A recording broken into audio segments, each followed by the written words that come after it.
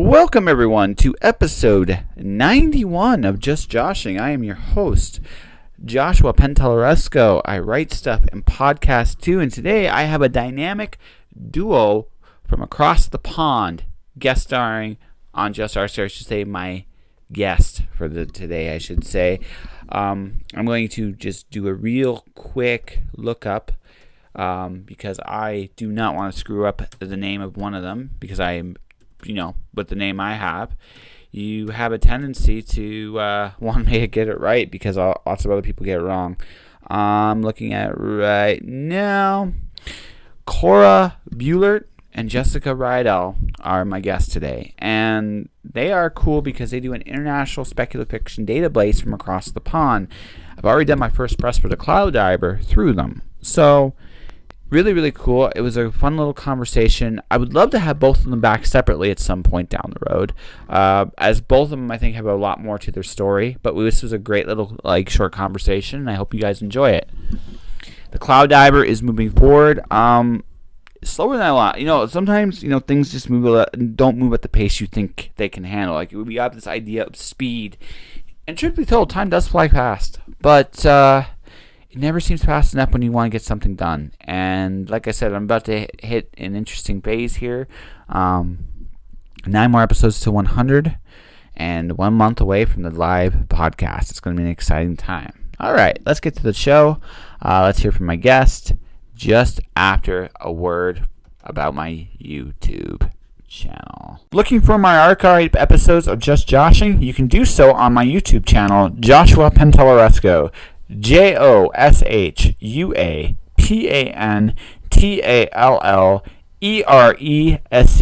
There you will find past episodes with guests like Susie Vidori, Ron Bender, Ella Beaumont, Colette Turner, Chadwick Ginther, and more.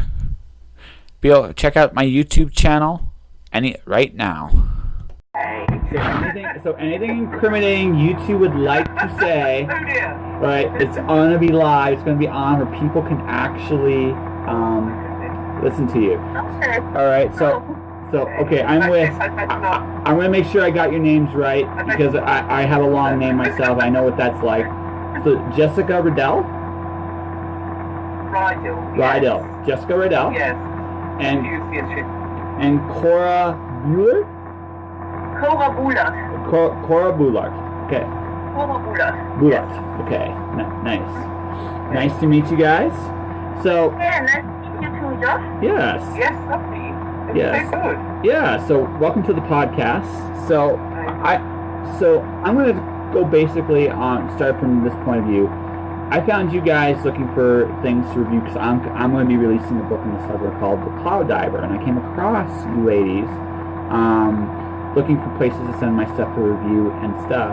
So my question for you both, and feel free to answer it, either one of you can answer this. Why were you guys so interested in promoting speculative fiction? You would? Okay, well, we're both speculative fiction writers, and I think the Speculative Fiction Showcase grew out of initiative on payboards. And it was originally it wasn't our site. Originally it was started by Heidi Garrett. That's right. Yes. And because we all found it was very difficult to promote any kind of indie book, especially also speculative fiction books and also new releases, because most of the big promo sites only take books with so and so many reviews. And so we started the Speculative Fiction Showcase to promote new releases, to run interviews, roundup, and a monthly new release roundup. Yes, I think I second that. I think one of the big problems for indie authors is one of visibility, and the problem is that it's very hard for people who are either self-publishing or being published by small presses to get, any exposure. So it's almost like people are sort of waving, but no one can see them. So I think the idea was to provide a venue where people could at least be visible. And also, I think that there is some interaction. I mean, Cora does the roundup of links, which I find very interesting anyway, because it links to various science fiction and fantasy things going on the internet. So with all the things together in one place, I think that people will browse around, you know. It's kind of like building like a database, basically, for people to get started with. Was that the idea? Or a place to find things. I mean, you see, neither of us really has time to read and review everything. In fact, I'm very bad at reading altogether, but I think, you know, reading and reviewing is very important, but if we can't do that, at least we can introduce the authors and offer an excerpt of the book and a pointer to what they're doing, I think. What do you think, Cora? Yes, I also think, because I mean, we're both busy, and also reviewing does take a lot. I like to give in-depth reviews when I do it, and so basically our mission is to offer exposure and offer place for authors where we can read an excerpt from the book, and where you can discover them. We have the interviews and also the roundup of new indie releases. And well, I've had feedback from people, both authors and also readers, that they find it very useful. Yes. It's really cool. Like I'm gonna definitely be exploring it more in the days and weeks to come. I'm still in that point where I'm trying to get everything ready with this book, where I can go, okay, where can I go? What can I do? But no, it's really cool that something like this is out there. So you guys didn't start it. But, I mean, it takes a certain amount of passion to actually be willing to do this. Like, I when I started doing, prior to the podcast, I did interviews for 10 years with, comics and books and things of that nature for a long, long, long time. So it takes a certain perseverance to do that, because, I mean, you never know who's going to make it, who doesn't, and it's a very, what's the term? It's very time intense, but on the flip side, you meet some really cool. Sorry. No, it's I mean, of course you have a podcast, so you need to find a time where everybody can do it. Just with us, because I had some problems getting scheduled. But we're lucky because we get the contact, we got everything per email. And so, sorry, my husband's just reappeared in the bed. Sorry, darling. Hello, Jessica's husband. How you doing? So good. Okay, so hi. I said hi too. Cora said hi too. He says hi. Yeah. Okay, great. Okay, so of course we get everything by email, but we still have to hunt down because people forget to send the excerpt, or they forget the links, or we don't have the right cover or whatever. And of course it takes time. The link up also takes time. A lot of these links are things which interest me, but there are also things which don't interest me. For example, I don't know, a movie I haven't watched, have no intention of watching, or a TV show I don't know, but people are interested, so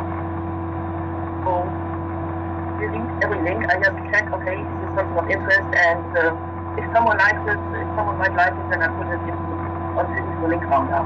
So basically, sorry.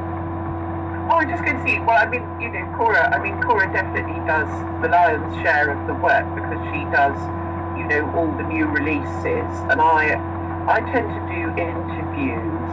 I mean, if there are guest posts, we used to have, or we have had in the past, 4 people doing guest posts. Sorry, I was never familiar with full posts or blogs, but anyway, we've had people, writing on topics that interest them. But I mean, I think the new release thing is the most labour intensive, and also the roundup of links.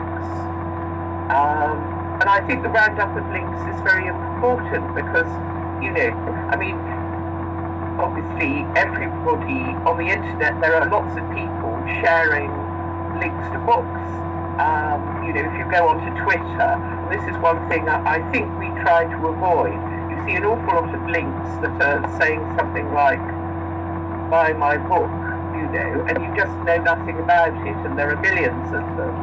in your feed, in your Twitter feed. And I think that this has I like to think the blog's got a context, and the context is the new releases, the interviews, and etc. Well, like just speaking from a Twitter point of view, I hate those. Like I hate that part of the feed very much. I'm much like this. Like this is like okay. Yeah. One of the reasons I hate it is because, especially today, there are so many people writing books. Like not just our genre, but just in general.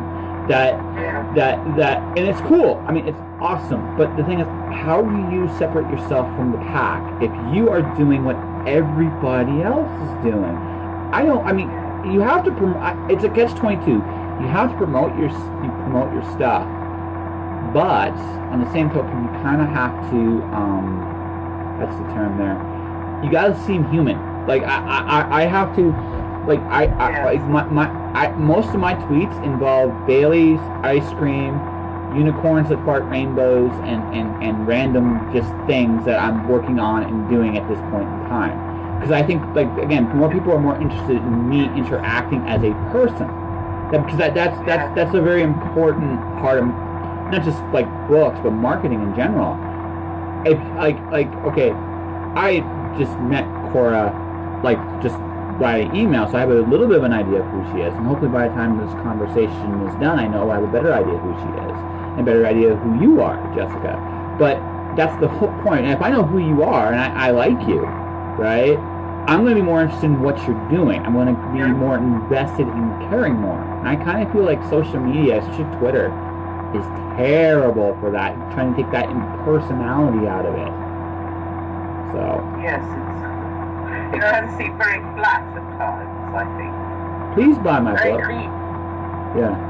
Please. I mean, I have sold some books via Twitter, but those were usually to people I had longer conversations with, or people I know. And I sometimes think that a blog post about a topic of interest probably sells more books than just buy my book thing on Twitter. Well, yeah. I mean, I do run one buy my books one or two buy my book things per day, but I'm not actually sure how effective those things are at all. It's catch-22. Sorry. No, sorry, Miss Jessica. Oh no, it's a catch-22 because you have to, we have to push our product to some degree, but something I've been learning as time is going on, it's also just about selling yourself. Like, who are you, and why should I care about who you are? I think that's a very big part of marketing today.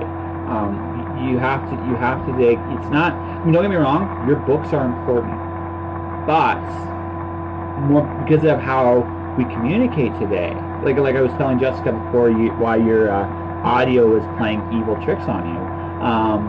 Right. The fact that we're having this conversation right now is a bit of a modern miracle, right? I'm in Canada, she's in England, you're in Germany, Cora, right? And it's like, yeah, that's amazing. I mean, you really sit there and think about that, that's incredible. And 10 years ago, no chance that would have happened. But now that communication barrier is less, right? Well, it makes sense that I'm going to want to get to know you better. Like, what pushes you? What do you like to write? What and why does it interest you so much? And same with you, Jessica. It's like, who are you? What do you write? Why do you like it so much? And I am going to ask these questions, by the way, in this interview at some point. So, but that makes people more inclined, I think, to look at you. Yeah, I don't know. I mean, I'm sort of. I've always rather like the fact. I always think, but I don't want to market myself. I want to be hidden behind the books. But I think you may be right, and that may not be possible anymore. I mean, I know that a lot of authors and so on do. Well, certainly, I suppose traditionally published authors do lots of book tours and literal, real-world book tours as opposed to virtual ones. But, I mean, I think it can be a bit difficult if your instinct is not to put yourself forward. I mean, I don't know. I haven't I have thought about this, and I think what you're saying is very true, Joshua. But I mean, because I was reading a very interesting article in the newspaper about a fashion journalist who swapped places with an internet personality. I can't remember her name. I'm sorry, I'm useless. But it was very interesting because it was two different kinds of approach to the same, I suppose, issue. You know, fashion, and one of them's an old-fashioned, well, not that old-fashioned, fashion journalist. And I mean, I thought it was very interesting, but also the other kind of activity seemed to be more about images than words. And I don't know, I mean, much about words, sorry, she said provocatively, or possibly not provocatively enough, I don't know. But no, I mean, it's just the age we're in today, I think. Now, yeah, I'm not saying I would, but the thing is, I could literally talk to the President of the United States on Twitter. Like, think about that. Yes. I mean, seriously, think about that for a second, right? I mean, that... I just watched a TV show, a cultural program. I regularly watch it, and I sometimes tweet about it, and sometimes the host of the program responds. That would never have happened, 10 years ago. Exactly. Exactly. Right? And it's a different... Okay, Tobias Lee is not Donald Trump. Yeah. For both of them. No, but I'm not but I brought that only up for this. I mean, this is something I think that up the way that needs to be thought about, not just in writing, but polish. Communication's easier now. I can communicate. Like, if I have a problem with somebody, right, or if I have an issue I need to address with somebody, it's a much easier for me to reach out to them. Whereas before, right, because again, real world limitations, applications like location. I mean, telephone's great, but I mean, you can only phone somebody for like that. There's a distance to be that has to be factored in. Those limitations aren't there anymore. Like not like they were anyway. So you have to this is why I think what you guys do is really cool, because you're making it you're giving an access point for people like me and people I know that, if they want to promote their stuff, right, it's a starting access point. And I think that's really cool. So thank you guys. Yeah, thank you. We couldn't do it without you. Yes. And more. So you guys, we talked about your review. We talked about the reviewers. So I'm going to start with you, Cora, and I'm going to go with you, Jess. So okay. Yeah, we'll go this way. So you're a writer. So for people that don't know you, what have you written, and what are you working on right now? Well, I'm Cora Buhlert. I'm from Germany, and I basically write a lot of stuff, different genres, but science fiction and fantasy have always been my first love. And so I have a lot of books, but mostly shorter stuff, from short stories to novella lengths out. I have space opera series, because I love space opera. The Shattered Empire series, which is kind of on hold at the moment, and the In Love and War series, and I'm currently working on the next novella in that series. And I also have a mystery series, the Harry Shepherd mysteries, which are set in London.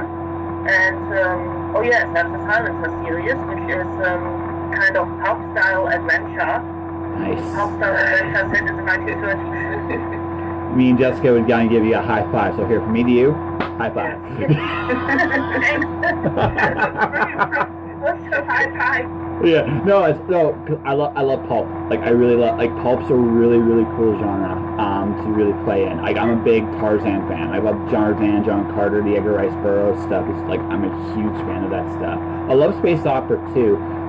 Is there a particular, for your space opera stuff, is there a particular model, like a Battlestar Galactica, Star Wars, Star Trek? Where is that, or is it something else entirely different? I think it's a mix of all. I mean, like everybody my age, I think I fell in love with Star Wars as a kid.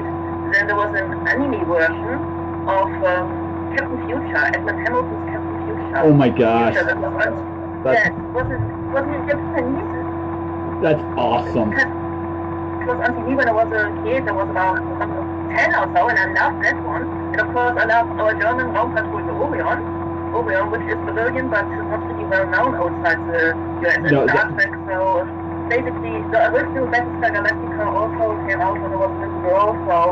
So I fell in love with all those things, and later I figured out, wow, there are books just like those TV shows and movies I love. That's wonderful. So I bought Star Wars tie-ins, and then I discovered Asimov and Edgar Allan Poe. So these books are awesome, and it's just snowballed. I see. So I'll ask this, and I'll go to Miss Jessica.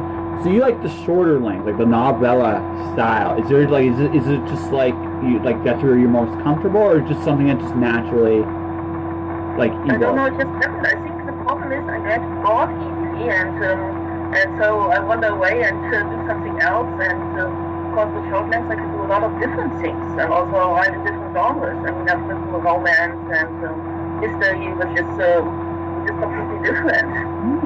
And I just like that if I have an idea, I can explore it. And of course, sometimes it turns into a series and gets longer. I mean, the current novella is I think up to 34,000 words or something. So it's far from finished. So it will probably go to short novel length, at least according to SFWA specifications.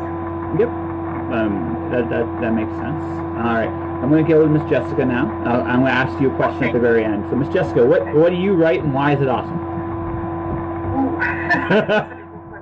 Well, I think I'm only really written one series. I'm very slow, and I started. My first book was called Children of the Shaver, and came out in about 2001. So I had 2 books published by the traditional route, and then I couldn't get any more contracts. So I self-published them in about 2013. And now I've got a small publisher who is bringing them out, starting with the first one. I mean, what can I say about them? I suppose I used to think they were steampunk, but fantasy. But increasingly, I realise that they're not steampunk at all. They just happen to be set in a sort of Victorian alternative Europe.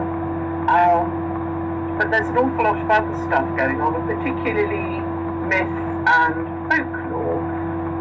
And my main characters are shamans, but they're not really like sort of shamans. They have rather more spectacular powers, but also there is a similarity. It's got a lot to do with travelling into the underworld and bringing back the dead. So there's quite a lot of that going on.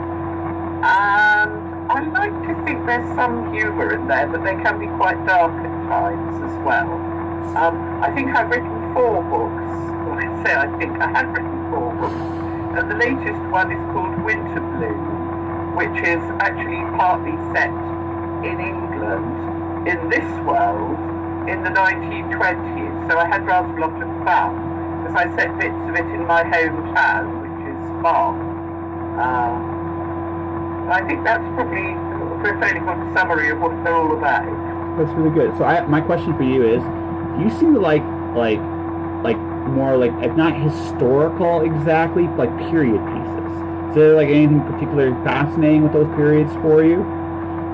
Oh yes, I mean mine are a bit odd because I tend to have a mash-up between the Victorian era, but because of the way the world is constructed, some people have got stuck in the Middle Ages, so there's a sort of rather strange culture clash between the Victorian era people who've got sort of steam trains and steam-based technology, and then they sort of accidentally run into the medieval people who were a bit surprised, as you might imagine. And then there's magic as well.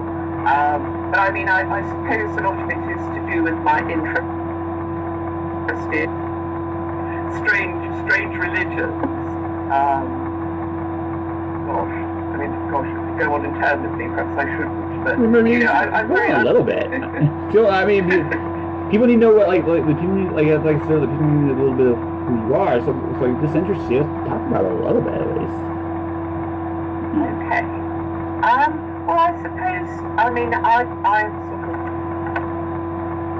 I come from a partly Jewish and partly Catholic, partly atheist background. So it sort of gives you a rather unusual view. And I think I've sort of tried to do history with a twist. So in some of the novels, they've got a version of what you might say is a bit like Orthodox Christianity, but the top deity is like the Blessed Virgin. So it's almost as if there are various different religions, but some of them are quite goddessy. I also think, I've also got an alternative version of the Jews, who are called the One. It is sometimes quite difficult to choose the right words because, it's something like, the Wanderers is very generic. And in my mind it was because they were nomadic, but I think I wanted to have a number of cultures involved that weren't, just the standard, well, I say standard, of course it's not standard, but, a Tolkien-esque culture, although I love that as well. That's really cool. And so what's the last one called again? The last book called again? Winter. It's called Winter Bloom. Okay. Sounds really cool. All right, I'm gonna go back to this. No, it really does. We'll do a final wrap in just a second. I have a question though for Cora now, and then I'm gonna ask you both this question. Thank you. Like Cora, because you play with so many different genres, right? Does it almost feel like even the genres are almost kind of like with what you write, like almost in some ways kind of like window dressing? Like, is it the story itself that kind of trend like that picks your genre? Or is it kind of like, in your case, that it just, each genre you're playing with is making you a better writer by expanding your toolbox? Yeah, I think it's the latter because you can learn a lot from different genres, even if you don't write genres. I mostly read science fiction and fantasy, but I also read romance, I read crime and mystery. You can learn a lot of things. For example, a lot of mystery and crime fiction hinges on managing information, when to reveal information and what clues to drop. And romance can teach you a lot about how to write emotional connections between people. But of course, there is some crossover. For example, the In Love and War series, it's a love story between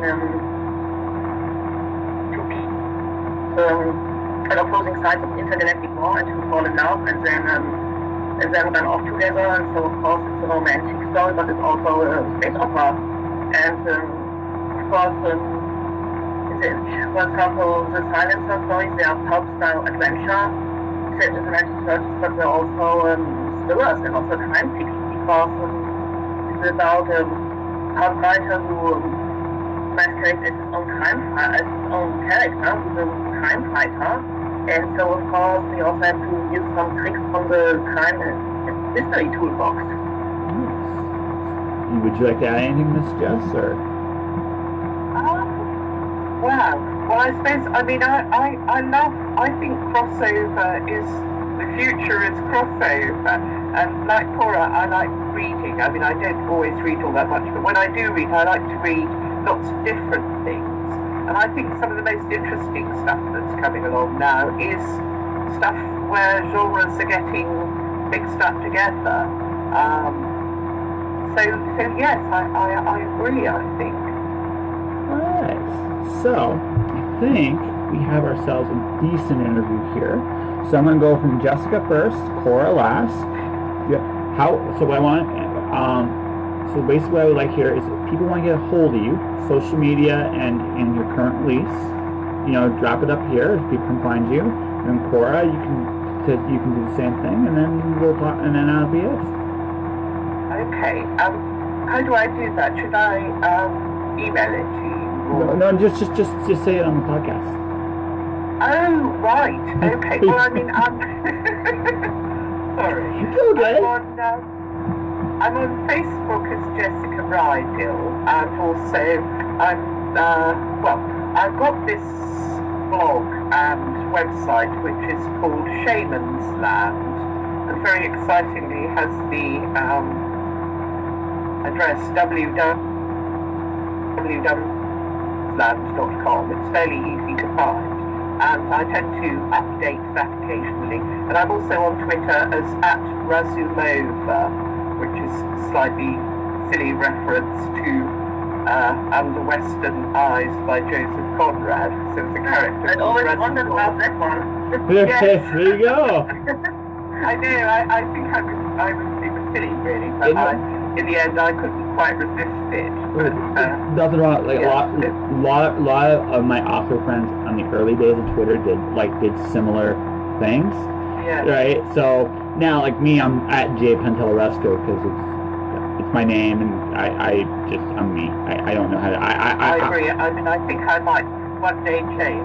Maybe. I don't know. I mean, at this point, I mean, if it works for you, go with it. All right. That's what I think too. I mean, I'm quite fond of it, and I mean, it is sort of me. Then if it's you, don't worry about what the conventional stuff is. Just be yourself.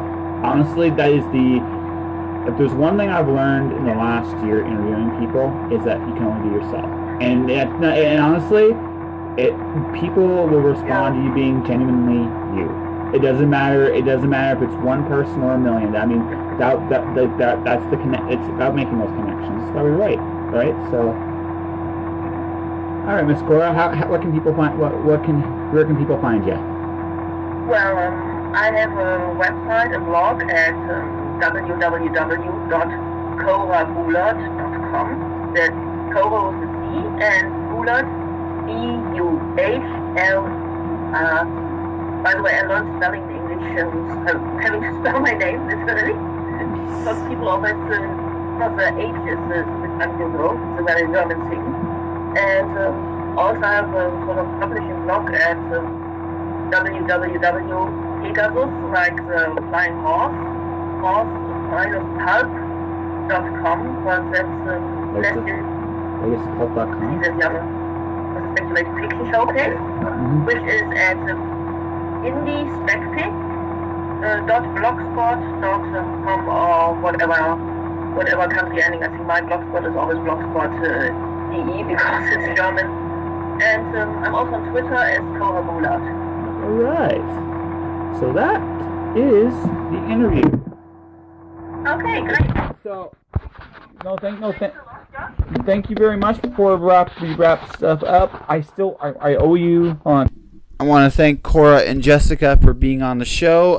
Their database is really good for any indie author trying to get their foot in the door in a more international market. So my North American listeners, you should check them out and contact them. I mean, they're really, really swell people. Jessica will interview you. Cora will put your links up and everything, and it's going to be great. You'll be seeing an interview with me soon as soon as the cover is done. You'll definitely get an idea of when the Cloud Diver is being released. And that, as they say, is that for another episode of Just Joshing. So stay inspired out there. Don't do anything I wouldn't do, whatever that is. Support the podcast a number of different ways. You can subscribe to the podcast either through Podomatic or through iTunes. You can buy my stuff. I have currently 2 books, The Watcher and Storm Dancer, both available at mirrorworldbooks.com, but also you can get them on Amazon, Smashwords, any place where basically electronic words are sold. Beyond all that, just stay inspired out there. Don't pursue your own stuff, because honestly, if you don't bet on you, nobody else will. All right, see you next time. Josh.